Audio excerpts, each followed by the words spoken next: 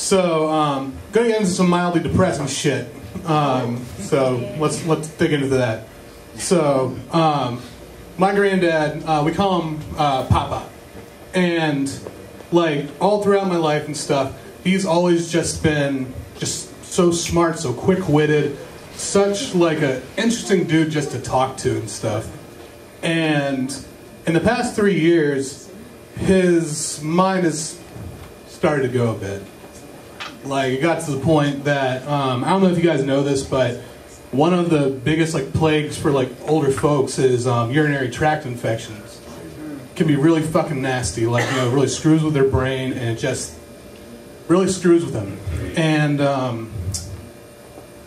you know, I remember we had started to, we had to get him into a home because he was a significantly larger man than my grandmother, and he started to have like random violent fits, and it just wasn't going great. So we had to, you know, get him into a home where they could help manage that and take care of that. And to be fair, we visit him on a regular basis, like my parents do in Virginia and everything. And it's crazy because he has random moments where it's like, there he is, right there. Like, one day, the nurses caught him peeing in a corner at the old folks' home. And they go up to him and they're like, Jack, what are you doing? Why are you doing this? Why are you peeing on the floor? And he goes, well, I can't pee on the ceiling.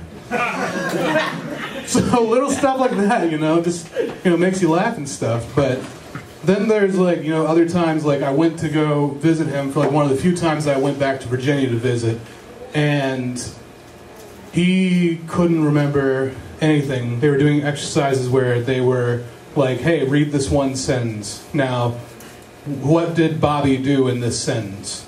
And he would just be like, I don't remember. I don't know what you're talking about. I'm not there. And I remember it was hard for me to see because I'd always heard about these stories of him, like, you know, not being there, and to actually see it, you know, like, you know, real talk, like I got up and went into the hallway and I cried my ass off, you know? Shit sucked.